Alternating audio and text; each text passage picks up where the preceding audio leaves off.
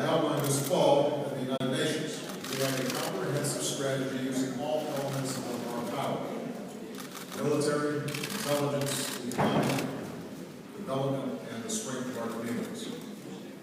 We have always understood that this would be a long-term campaign. There will be setbacks and there will be successes. The terrible events in Paris were obviously a terrible and sickening set.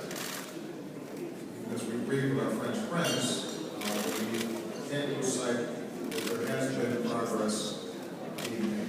On the military front, our coalition is intensifying our airstrikes, more than 8,000 to date. We're taking out ISIL leaders, commanders, their killers. We've seen that when we have an effective partner on the ground, ISIL can and is pushed back. So local forces in Iraq, backed by coalition air power, recently liberated Sinjar.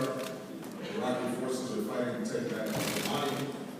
In Syria, ISIL has been pushed back from much of the border region by additional supplies, including clothing and generators, through the United Nations. But the UN appeal for Syria still has less than half of funds needed. Today, I've been calling on more nations to contribute resources to this crisis needs. In terms of refugees, it's clear that countries like Turkey, Lebanon, and Jordan, which are already carrying an extraordinary burden, cannot be expected to do so. At the same time, all of our countries have to make our security. As President, my first priority is the safety of the American people. And that's why, even as we accept more refugees, including Syrians, we do so only after subjecting them to rigorous screening and security checks. We also have to remember that many of these refugees are the victims of terrorism themselves, in North Africa or in Southeast Asia. So a strategy has to be one that can be sustained. And the strategy that we're pursuing, which focuses on going after targets, limiting wherever possible the capabilities of ISIL on the ground, systematically going after their leadership, their infrastructure, strengthening strengthening Syrian and Iraqi forces and Kurdish forces that are prepared to fight, cutting off the borders, and squeezing the space in which they can operate until ultimately we're able to defeat them. That's the strategy we have to pursue. And we will continue to generate more partners for that strategy. And there are going to be some things that we try that don't work. There will be some strategies that we try to do. And when we find strategies that work, we will double down on those. Margaret Brown, CBS.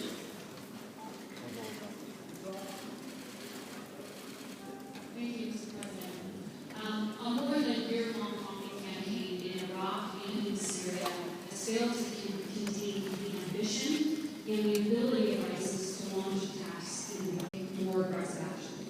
No, we haven't underestimated our abilities. This is precisely why we're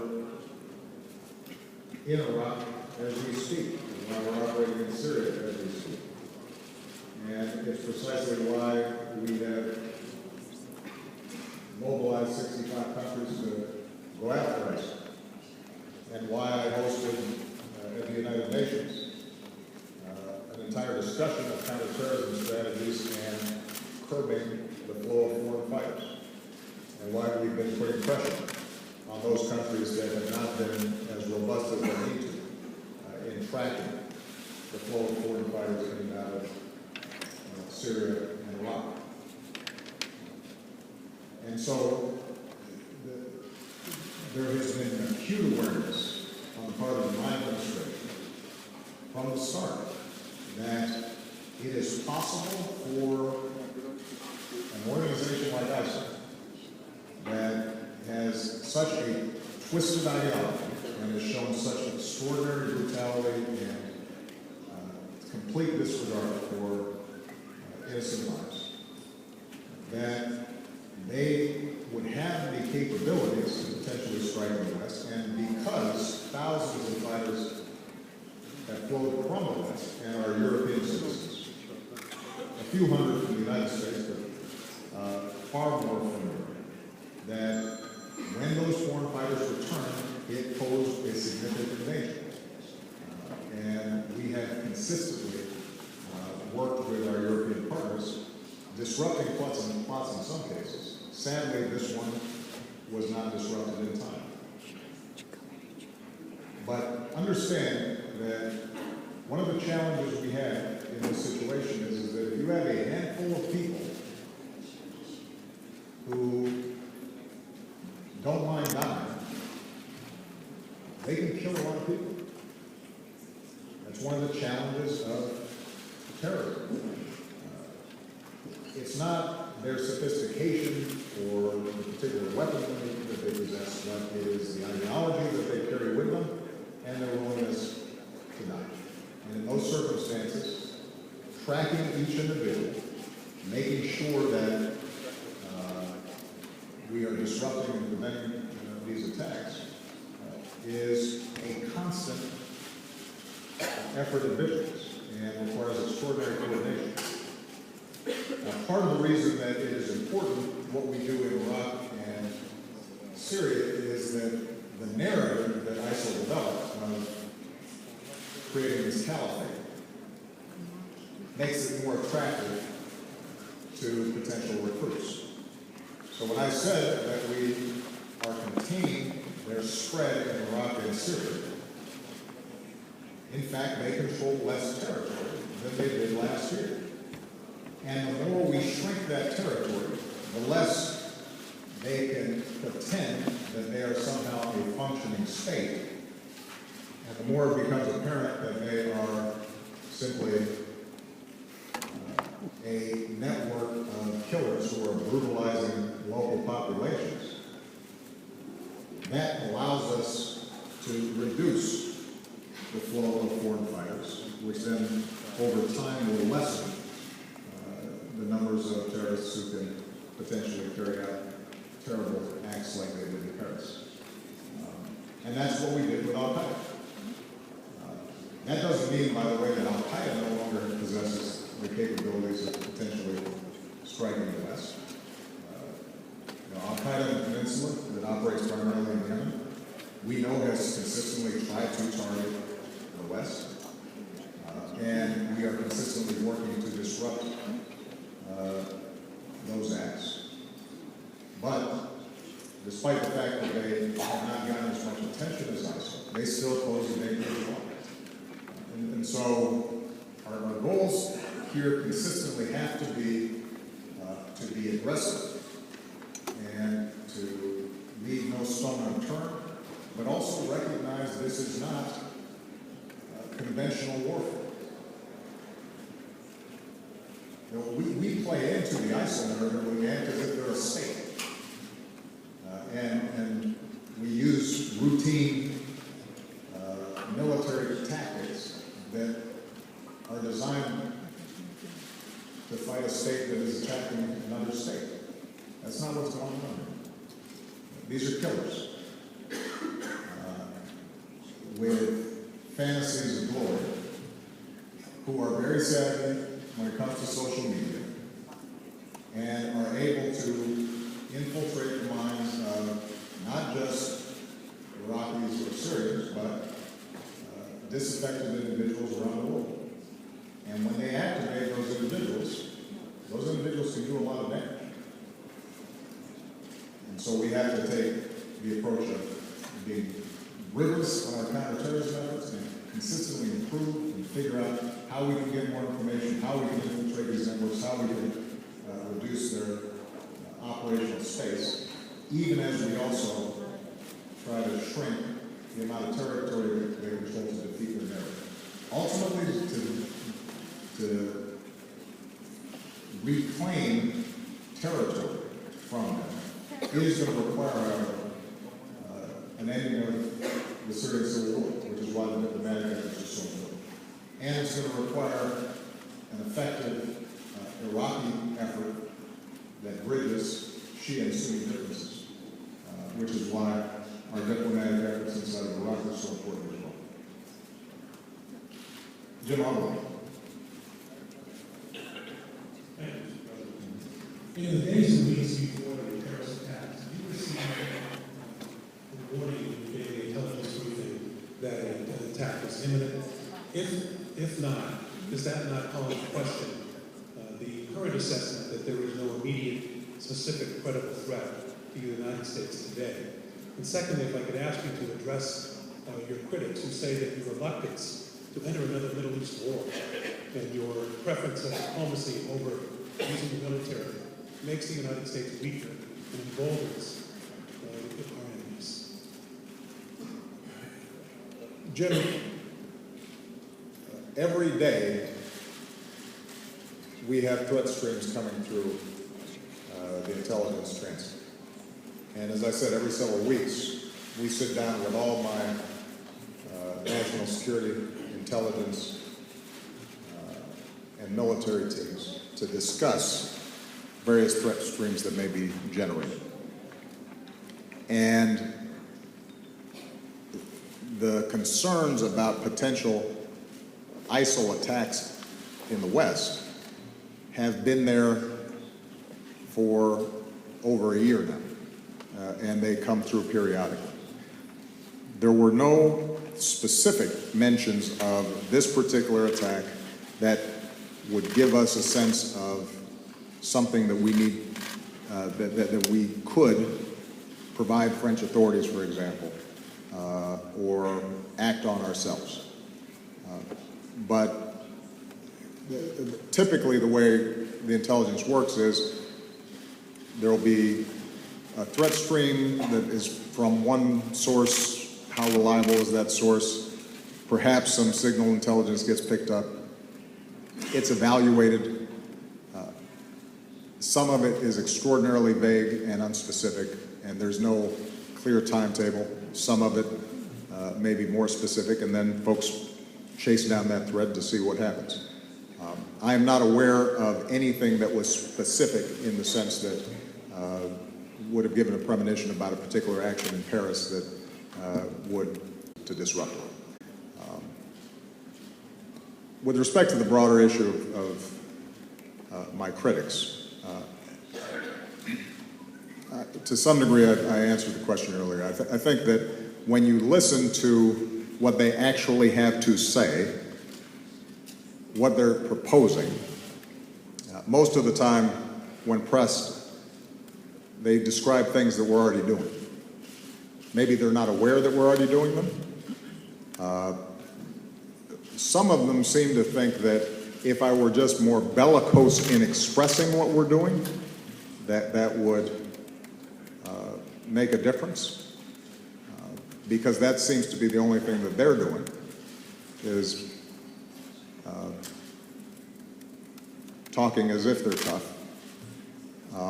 But I haven't seen particular strategies that they would suggest that would make a real difference. Now, there are a few exceptions, and as I said, the primary exception is those who would deploy U.S. troops on a large scale to retake territory, either in Iraq or now in Syria. And at least they have the honesty to go ahead and say that's what they would do. I just addressed why I think they're wrong. There have been some who are well-meaning, and I don't doubt their sincerity when it comes to the issue of the dire humanitarian situation in Syria, who, for example, call for a no-fly zone or a safe zone of some sort. And this is an example of the kind of issue where I will sit down with our top military and intelligence advisors, and we will painstakingly go through what does something like that look like. And typically, after we've gone through a lot of planning and a lot of discussion and really working it through, it is determined that it would be counterproductive to take those steps, in part because ISIL does not have planes. So the attacks are on the ground. A true safe zone requires us to set up ground operations.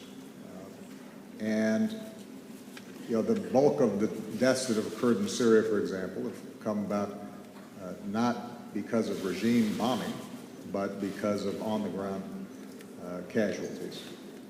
who would come in, who would come out of that safe zone, how would it work, would it become a magnet for further terrorist attacks, and how many personnel would be required, and how would it end, right? There's a whole set of questions that have to be answered there. I guess my point is this, Jim. My only interest is to end suffering and to keep the American people safe. And if there's a good idea out there, then we're going to do it. I don't think I've shown hesitation to act, whether it's with respect to bin Laden or with respect to sending additional troops in Afghanistan or keeping them there, if it is determined that it's actually going to work. But what we do not do, what I do not do, is to take actions either because it is going to work politically or it is going to somehow, in the abstract, make America look tough or make me look tough. And maybe part of the reason is because every few months I go to Walter Reed and I see a 25-year-old kid who's paralyzed or has lost his limbs. And some of those are people I've ordered into battle. And so I can't afford to play some of the political games that others may. We'll do what's required to keep the American people safe. And I think it's entirely appropriate in a democracy to have a serious debate about these issues. Folks want to pop off and have opinions about what they think they would do, present a specific plan. If they think that somehow their advisors are better than the chairman of my Joint Chiefs of Staff and the folks who are actually on the ground, I want to meet them. And we can have that debate. But what I'm not interested in doing is posing or pursuing some notion of American leadership or America winning or whatever other slogans they come up with that has no relationship to what is actually going to work to protect the American people and to protect people in the region who are getting killed and to protect our allies and people like France. I'm too busy for that. Jim Acosta. Thank you very much, Mr. President. I wanted to go back to something that you said to Margaret earlier when you said that you have not underestimated ISIS's abilities. This is an organization that you once described as a JV team that evolved into a force that has now occupied territory in Iraq and Syria and is now able to use that safe haven to launch attacks in other parts of the world. How is that not underestimating their capabilities, and how is that contained, quite frankly? And I think a lot of Americans have this frustration that they see that the United States has the greatest military in the world. It has the backing of nearly every other country in the world when it comes to taking on ISIS. And I guess the question is, and if you'll forgive the language, is why can't we take out these bastards? Well, Jim, I just spent the last three questions answering that very question. So I don't know what more you want me to add. I think I've described very specifically what our strategy is, and I've described very specifically why we do not pursue some of the other strategies that have been suggested.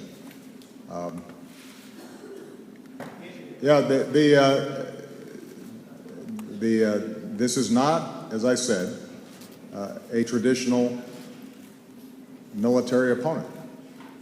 We can retake territory, and as long as we leave our troops there, we can hold it, but that does not solve the underlying problem of eliminating the dynamics that are producing these kinds of violent extremist groups.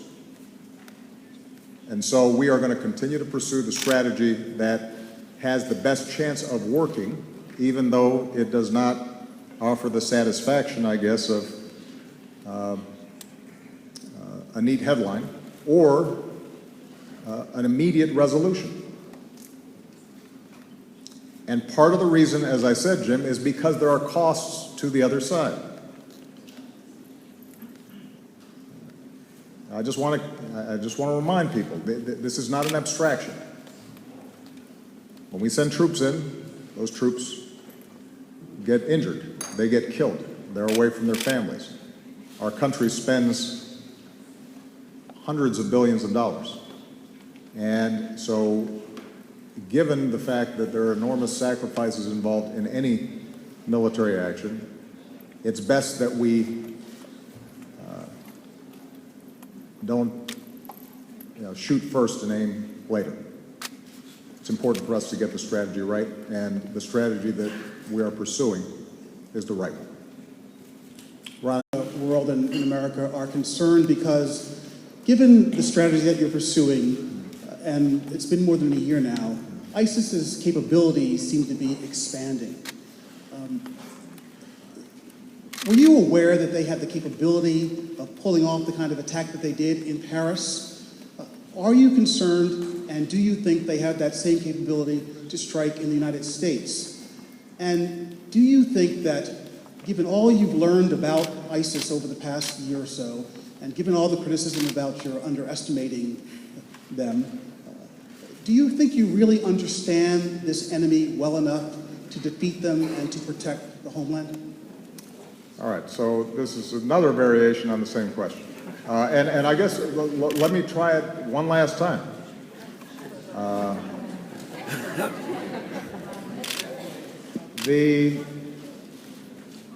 We have been fully aware of the potential capabilities of them carrying out a terrorist attack. That's precisely why we have been mounting a very aggressive strategy to go after them. As I said before, when you're talking about the ability of a handful of people with not wildly sophisticated military equipment, weapons, who are willing to die, they can kill a lot of people, and preventing them from doing so is challenging for every country. And if there was a swift and quick solution to this, I assure you that not just the United States, but France and Turkey and others who have been subject to these terrorist attacks would have implemented those strategies. There are certain advantages that the United States has in preventing these kinds of attacks. Obviously, after 9/11, we hardened the homeland, set up a whole series of additional steps to protect aviation, to apply lessons learned. We've seen much better cooperation between the FBI, state governments, local governments. There is some advantages to geography with respect to the United States. But having said that, we've seen the possibility of terrorist attacks on our soil. There was the Boston Marathon bombers. Obviously, it did not result in the scale of death that we saw in Paris, but that was a serious attempt at killing a lot of people by two brothers and a crock pot. And it gives you some sense of, I think, the kinds of challenges that are going to be involved in this going forward. So, again, ISIL has serious capabilities. Its capabilities are not unique. They're capabilities that other terrorist organizations that we track and are paying attention to possess as well. We are going after all of them. What is unique about ISIL is the degree to which it is been able to control territory that then allows them to attract additional recruits, and the greater effectiveness that they have on social media and their ability to use that to not only attract recruits to fight in Syria, but also potentially to carry out attacks in the homeland and in Europe and in other parts of the world. And so our ability to shrink the space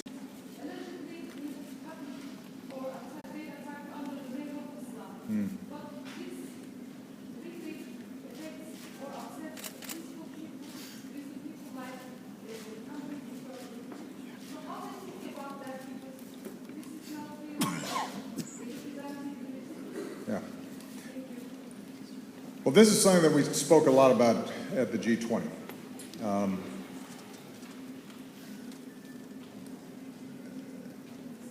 The overwhelming majority of victims of terrorism over the last several years, and certainly the overwhelming majority of victims of ISIL, are themselves Muslims.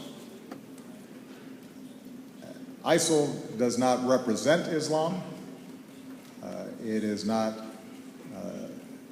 representative in any way of the attitudes of the overwhelming majority of Muslims. This is something that's been emphasized by Muslim leaders, whether it's President Erdogan or the President of Indonesia or the President of Malaysia, countries that are majority Muslim but have shown themselves to be tolerant and to work to be inclusive in their political process. And so to the degree that anyone would equate the terrible actions that took place in Paris with the views of Islam, those kinds of stereotypes are counterproductive. They're wrong. They will lead, I think, to greater recruitment into terrorist organizations over time if this becomes somehow defined as a Muslim problem as opposed to a terrorist problem. Now, what is also true is that the most vicious terrorist organizations at the moment are ones that claim to be speaking on behalf of true Muslims. And I do think that Muslims around the world, religious leaders, political leaders, ordinary people, have to ask very serious questions about how did these extremist ideologies take root. Even if it's only affecting a very small fraction of the population, it is real. And it is dangerous. And it has built up over time, and with social media, it is now accelerating. And so I think on the one hand, non-Muslims cannot stereotype, but I also think the Muslim community has to think about how we make sure that children are not being infected with this twisted notion that somehow they can kill innocent people, and that is justified by religion. And to some degree, that is something that has to come from within the Muslim community itself. And I think there have been times where there has not been enough pushback against extremism. There's been pushback. There's some who say, well, we don't believe in violence, but are not as willing to challenge some of the extremist thoughts or rationales for this. And then, unfortunately, I have to take a flight to Manila. I'm looking forward to seeing Manila, but I hope I can come back to Turkey when I'm not so busy. One of the places that you're seeing this debate play itself out is on the refugee issue.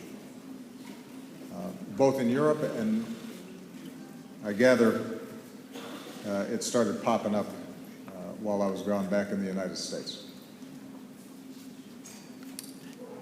The people who are fleeing Syria are the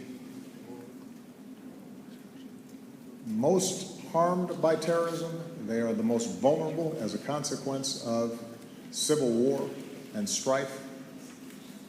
They are parents, they are children, they are orphans.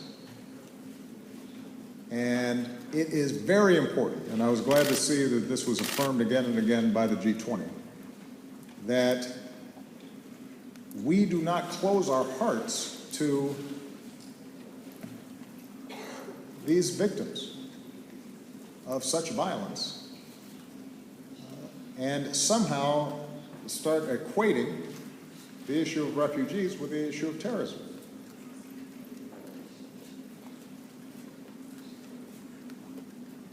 You know, in Europe, I think people like Chancellor Merkel have taken a very courageous stance in saying it is our moral obligation as fellow human beings to help people who are in such vulnerable situations. And I know that it is putting enormous strains on the resources of the people of Europe. Nobody's been carrying a bigger burden than the people here in Turkey, with 2.5 million refugees, and the people of Jordan and Lebanon, who are also admitting refugees. The fact that they've kept their borders open to these refugees is a signal of their belief in a common humanity. And so we have to, each of us, do our part. And the United States has to step up and do its part. And when I hear folks say that, well, maybe we should just admit the Christians and not the Muslims. When I hear political leaders suggesting that there would be a religious test for which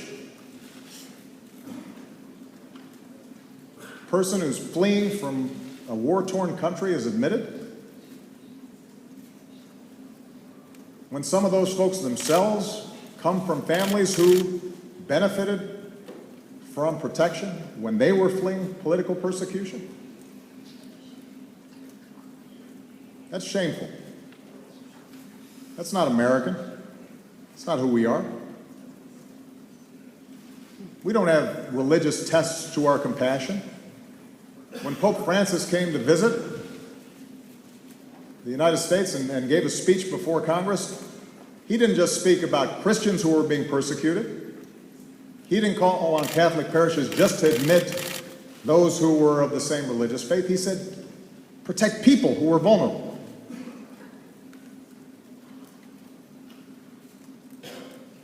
And so I think it is very important for us right now, particularly those who are in leadership, particularly those who have a platform and can be heard, not to fall into that trap, not to feed that dark impulse inside of us. Now, I had a lot of disagreements with George W. Bush on policy, but I was very proud after 9/11 when he was adamant and clear about the fact that this is not a war on Islam.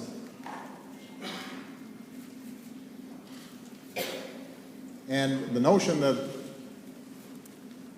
some of those who have taken on leadership in his party would ignore all of that.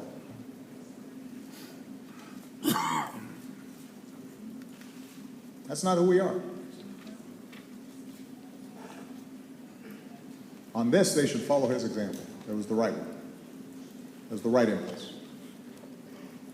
It's our better impulse. And whether you are European or American, the values that we are defending, the values that we're fighting against ISIL for, are precisely that we don't discriminate against people because of their faith. We don't kill people because they're different than us. That's what separates us from them. And we don't feed that kind of notion. that somehow Christians and Muslims are at war. And if we want to be successful defeating ISIL, that's a good place to start, by not promoting that kind of ideology, that kind of attitude. In the same way that the Muslim community has an obligation not to in any way excuse anti-Western or anti-Christian sentiment, we have the same obligation as Christians. And it is good to remember that the United States does not have a religious test, and we are a nation of many peoples of different faiths, which means that we show compassion to everybody. Those are the universal values we stand for. And that's what my administration intends to stand for. All right? Thank you very much, everybody. My question, India.